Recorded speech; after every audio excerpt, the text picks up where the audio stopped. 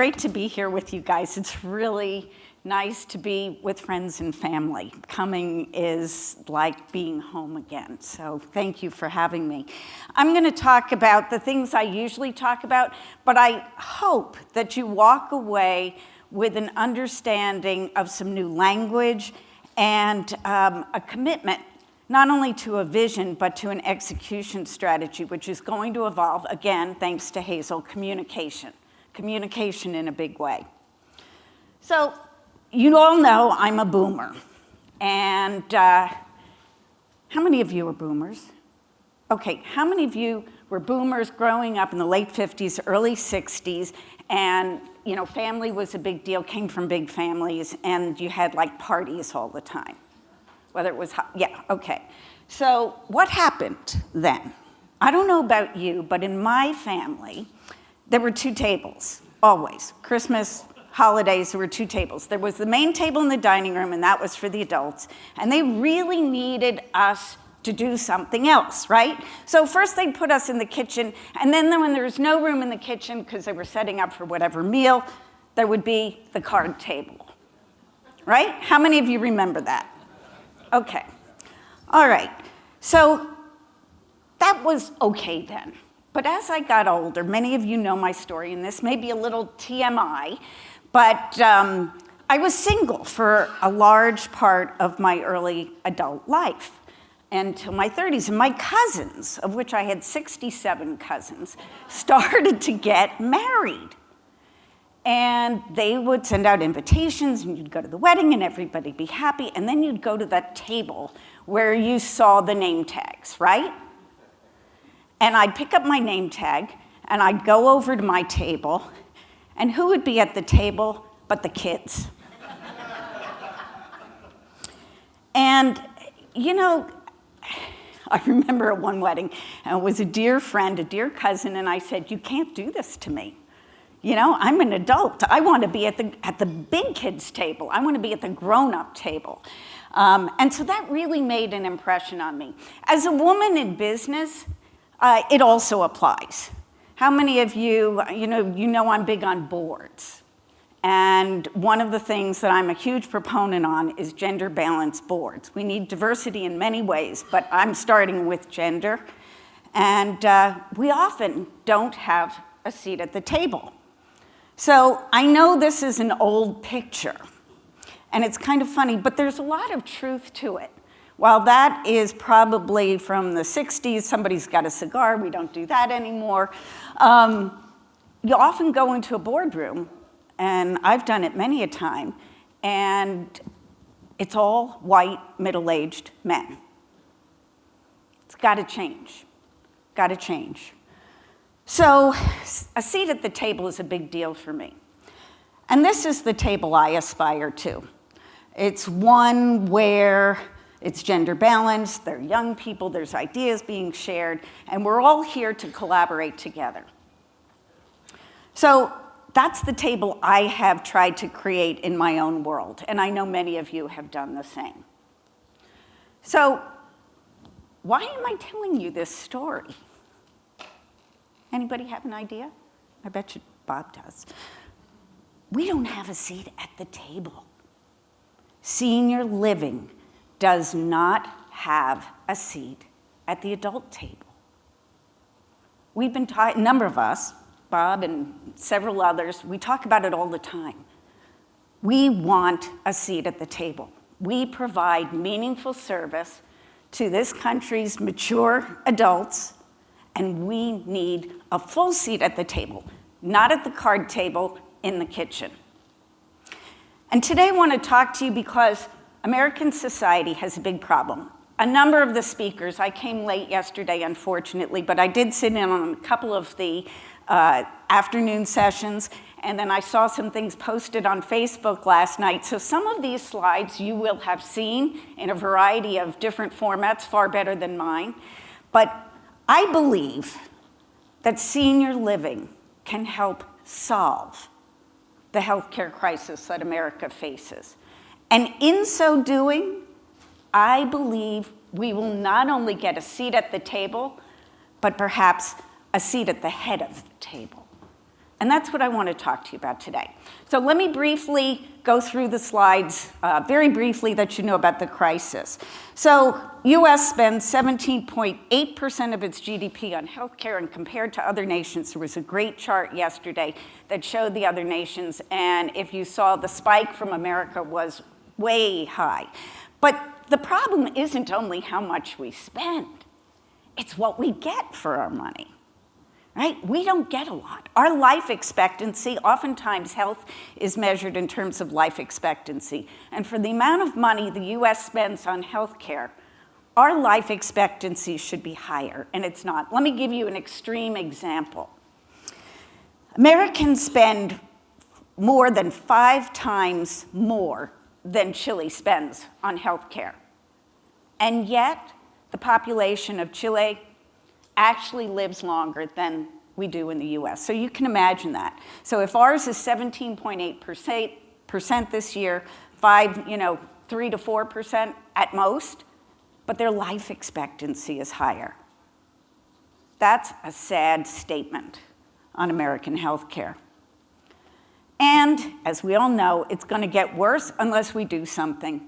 $1 in $5 by the year 2025, over 1 in 5, 22% will be spent on health care unless something changes. And I don't know about you, but as a boomer, forget where I live, I hope there's enough money to pay for the care and service that I need. And that's a problem. So we need to do something. This is the crisis. We spend too much, we don't get enough. So what do we know about that? And how does senior living play into the story? Well, our customers are a big part of the problem, right? Did you know, I'm sure you do, 10,000 boomers turn 65 every day. I'm happy to say I'm not one of them yet. But of those people 65 or older, did you know that 3 in 4 of every American 65 or older has at least one chronic condition? And those of us in the industry know that the people who live with us, at a minimum, have 2 or more chronic conditions, often more, and functional impairment. And of course, we all know that people with chronic illness and functional impairment use more resources than any other cohort. They are known as the high-cost, high-need cohort, and my friends, they live with us. They are our customers. And what does that say? It says that we can and we must be part of the solution in solving the nation's healthcare woes. So this chart I've used for a long time. Other people have used it as well. Essentially what this chart shows is that 5% of the population, including those that live with us, use 50% of the healthcare resources. Depending on who you read, it could be 10 and 60, but it's monumental. But that's not where I want to point you to today. I want you to look in the upper right-hand corner. What do you see? What's that 48 to 50% spent on? Hospital care, acute care, right? All of those dollars, the majority of those dollars are spent on hospital services. So what are we going to do to address the healthcare crisis? Number one, clearly, we have a targeted goal. We need to reduce the high cost of tertiary services. And all of us is familiar now with the triple aim. You know, the triple aim is about better care, better health, defined as a happy, healthier population, and we want that at the same or lower cost, preferably lower, but we'll settle for contained. What the triple aim is all about is it says that to promote health, we need to address sickness, and when it occurs, we need to manage it effectively and efficiently in the most appropriate settings. So, the future of healthcare. What are policymakers doing? Personally, I'm a big fan of the Affordable Care Act. I think that law was brilliantly written, and I won't go into that right now, but there were things in that law that none of us understood when that law was passed that have radically changed the way we provide health care in this country and have started, I think, a revolution in how care will be provided. What's happening now under the Trump administration? Well, you might think that nothing's going on because the two houses are not coming together in any kind of meaningful way. But underneath things, there's some interesting things happening. So what is Alex Azar, who's the head of HHS, saying? He's saying, what if we provided solutions for the whole person? What if we addressed housing, nutrition, and social needs? Did you ever think that was going to come out of the Trump administration? I didn't. And obviously, I'm wearing my politics on my sleeve. But that I never thought we would hear. That's also revolutionary for the head of HHS to say that the future of healthcare lies in whole person wellness. Just think about that. So, to better understand the work ahead, how to achieve a healthy, a happy, financially sustainable population, we need to look at how health is determined. And you guys have seen this chart in a variety of different ways. This is fascinating to me. What does this say? Okay, 40% of health is determined by our behaviors, 30% by genetics. How many thought genetics accounted for more? I did. Okay, where you call home, where you live, is 20%. But it's the top that matters. Only 10% of health is determined by traditional medical practice. And that's the key to what many of us are talking about. Yesterday it was talked about in terms of different type of determinants of health and well-being. Today I'm talking about it in terms of care and service and how we fit into the picture. Traditional medical care solves only a small part of the process. We spend 50% of all our health resources on that, on 10%. There is a huge imbalance going on. And so when you see this chart, I ask you to take notice of it and point it out to others, because this is what gives us strength as senior living. This is the basis for the argument that we deserve a seat at the table. Because 20% and 40%, where you live, where you call home, and your upstream behaviors, 60% of what determines health involves lifestyle. And what do? Where you call home, right? Your behaviors address 60% of all the determinants, far more than that 10% that's related to curative medicine. Your home and your behaviors are your lifestyle. How you manage that lifestyle determines your health. Lifestyle management is the real opportunity. And I'm using those words very, very consciously. So we need to think differently. We, the grand we need to think differently to solve the crisis. So here's my thinking. Lifestyle management, well, what is it? It's food and nutrition, it's exercise, it's access to services, it's secure housing with support, and it's socialization. What do? What's our core business? The care and service we provide is food and nutrition, exercise, access to services, secure housing with support, and socialization. Senior living provides lifestyle management. A lot of our potential consumers, myself included, have a problem with, you go to senior living for care. I don't have a problem with lifestyle management. And that's what we do. It's lifestyle management. Lifestyle management equals prevention. If you want to save money and you want to meet the triple aim, right? You want better quality, better care, what do? You try to prevent someone from getting sick in the first place. So lifestyle management is the key to prevention. Prevention equals better health And finally, in my mind, that means that we who provide lifestyle management as our core competency, as our basic service, we are the solution. Senior living is the solution. And I hope when you leave here, you will use those words, because we need our seat at the table.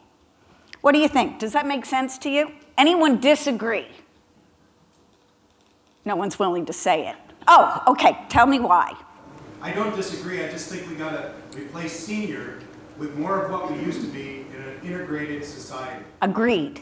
I agree wholeheartedly. Well, that's a good point. I've tried to take care of the care and service and renamed it lifestyle management. I'm going to leave it to you to figure out a new word for senior. Right now, I'm using mature adult, but I'm not sure that doesn't make me feel good. My point is that we've talked and we've read about going back to intergenerational engagement. My point is it shouldn't just be senior living. It should be some term that allows us to be able to know we create community. Correct. I agree. I'm going to talk about integration in a minute, and I think that's a good point. It's not exactly what I want to talk about today. Nomenclature is key. Vocabulary is clear. Hazel, I guess the words you choose are also really important in not only how you communicate, but how people understand what you say. You had a question or a comment. I don't think anyone, including mature adults, like to be managed. I would rather use the term enhancement or lifestyle improvement. Okay. Well, this is good. Somebody should take notes, because I can't do that right now, but we're putting together a whole new glossary of terms. And you may think that's funny, but I think it's really, really important. Marianne, I hope you capture this, and we'll tweet this out as for a whole variety of different places. And let's, it's like crowdsourcing. Let's crowdsource our new vocabulary. So thank you for both of those comments. So who's taking notice of all of this lifestyle enhancement and the need to promote health, to prevent the onset of disease exacerbation or disease, to promote health? Well, CMMI.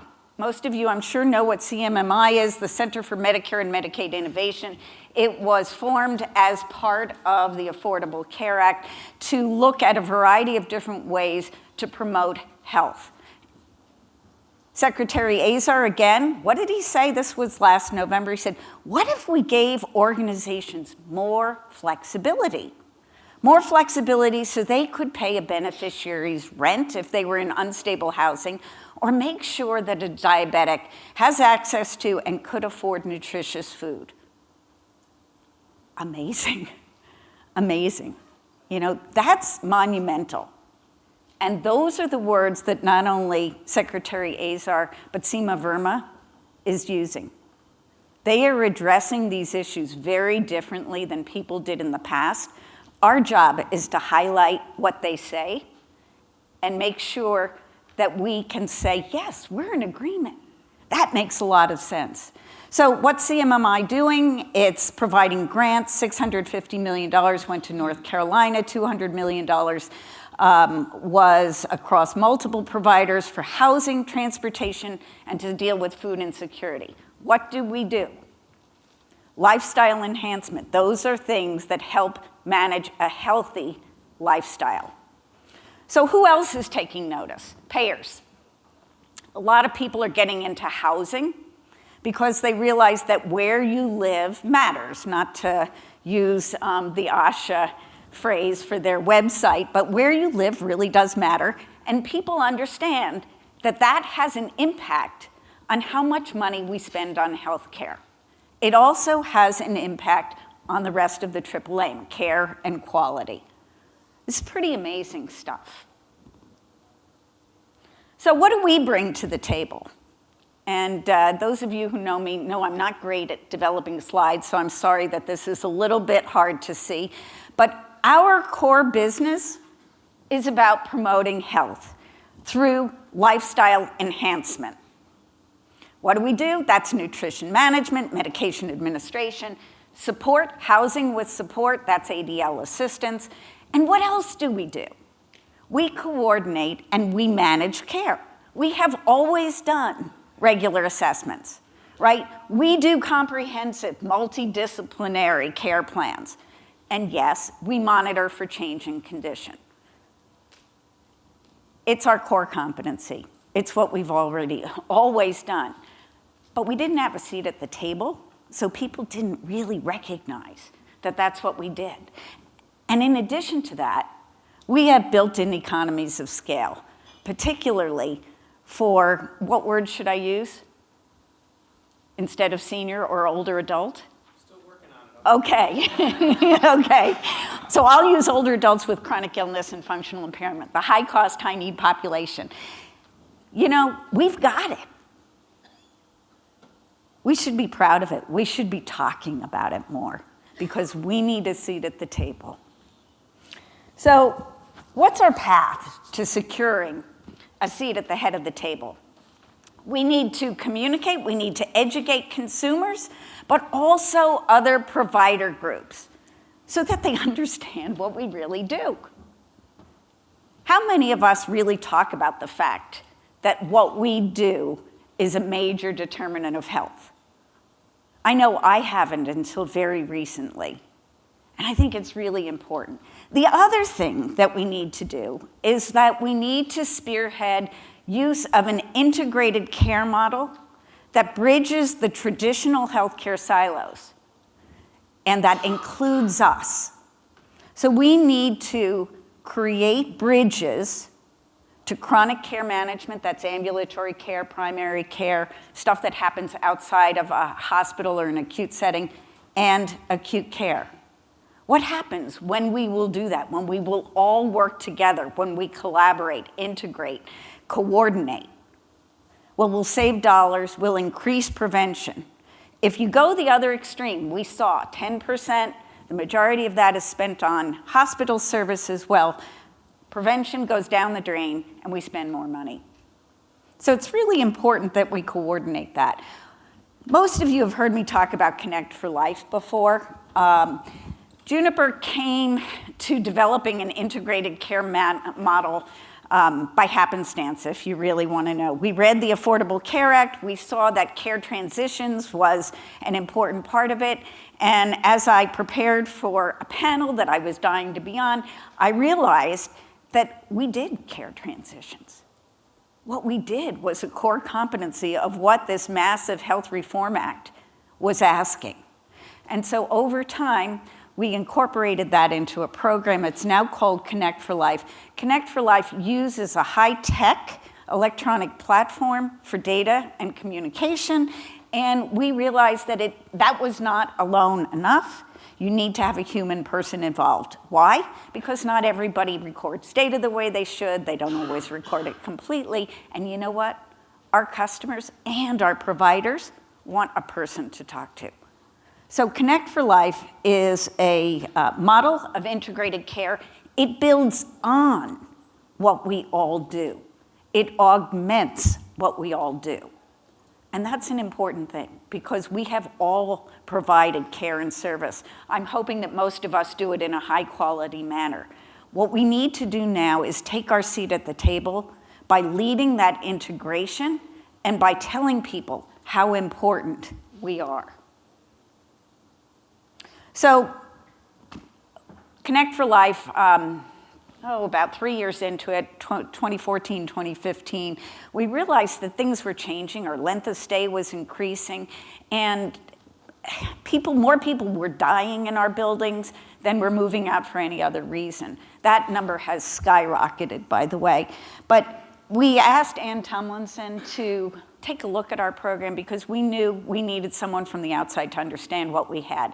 And what we got back was astounding, and most of you have heard me talk about that. Our hospitalization rate was half what it was for a similarly profiled population.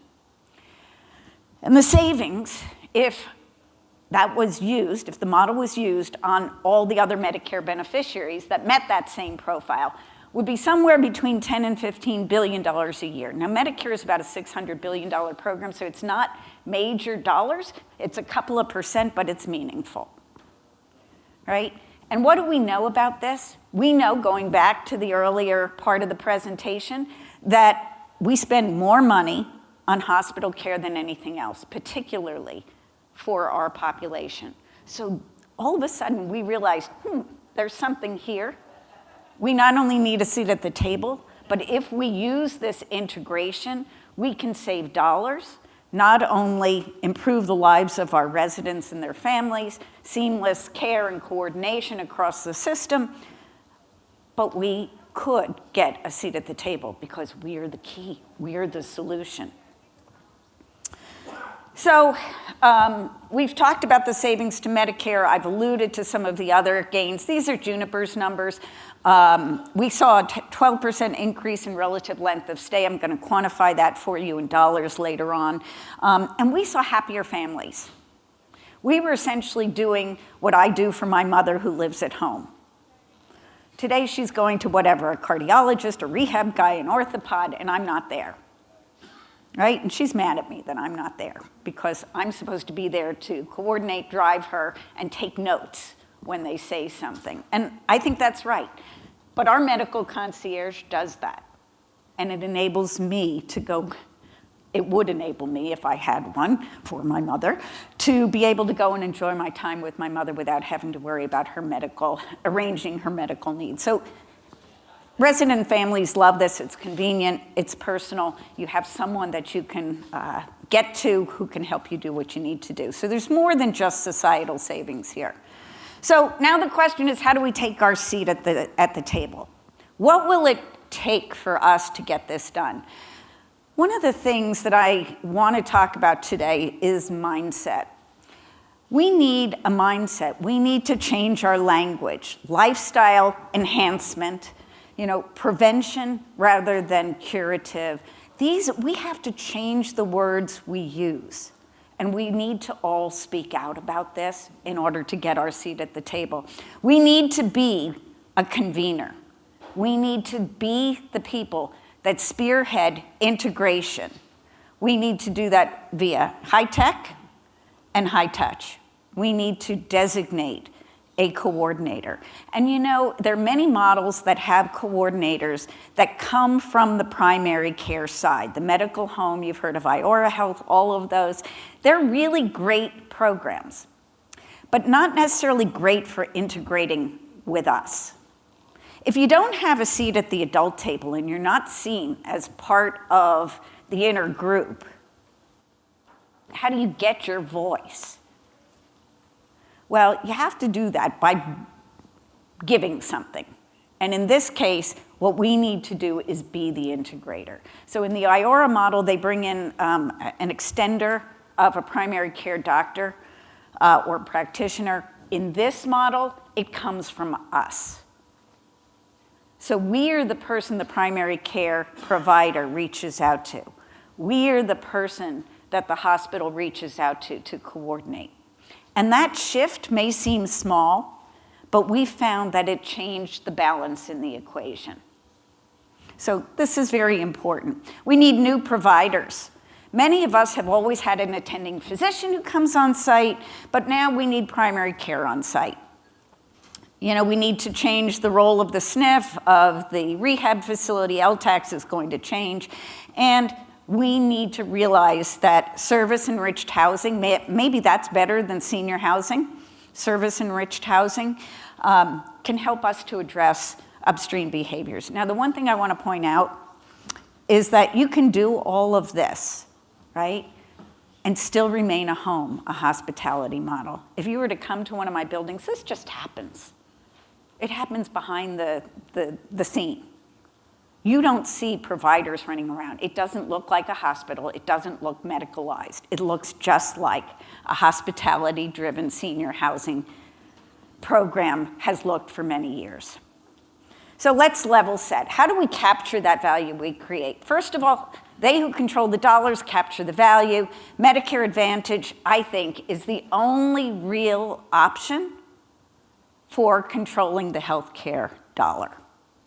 When we realized we were saving Medicare an enormous amount of money, we said, okay, how do we get a piece of that? And the only way we found to do that is to become a Medicare Advantage plan. So many of you know that I've been forming the Perennial Consortium. The Perennial Consortium is a national consortium of operators, like all of us, who are coming together to own and define the Medicare Advantage benefits that we provide to the residents living in our communities. We're taking control, we're convening, if you will, to do that. And I'm happy to talk more about it with you, but Medicare Advantage is growing quickly, and there's huge new flexibility in benefits, as you saw with the quotes there from Alex Azar, to provide things to cover the services that we have always traditionally provided. So what gives you success in Medicare Advantage? Scale, an integrated care model, the right preferred providers, understanding what supplemental benefits look like. And supplemental benefits are benefits that are in addition to basic Medicare benefits that the government will pay for. And that's where the new flexibility comes in. And given the interest in lifestyle enhancement, I believe that we will see more and more of what we do as a covered benefit. It's hugely important. And then, of course, you need to have digital data and communication. So how do we monetize the value? Well, you could just do a care model. You can get length of stay and occupancy. You can charge more for care. That's what we found when we did it. But in a Medicare Advantage plan enables us to have a new revenue stream for both supplemental benefits and for what the government will redefine as health care benefits in the future. And then if you own the plan, you actually have access to gain share and profit. And frankly, the money's in gain share. Subject for another conversation. What does that mean for us? It means that we have more cash flow, right? And if we have more net operating income, what does that mean? Our property values increase. And then I'm not going to go into it in a big way, but Medicare Advantage plans have great terminal value right now. If you build one, it's worth a lot of money. So there's also terminal value in that. This chart is really interesting. This assumes a 100-bed community, $4,000 a month basic rent, room and board with a 33% margin, $750 in care charges at a 25% margin, and 40% of your residents enroll in Medicare Advantage.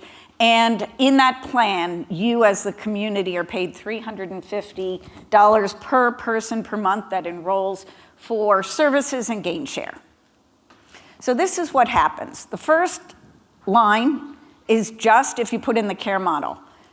Increased NOI based on that kind of community, $113,000 a year. If you use a cap rate of 8, that's equivalent to increased property value of 1.4.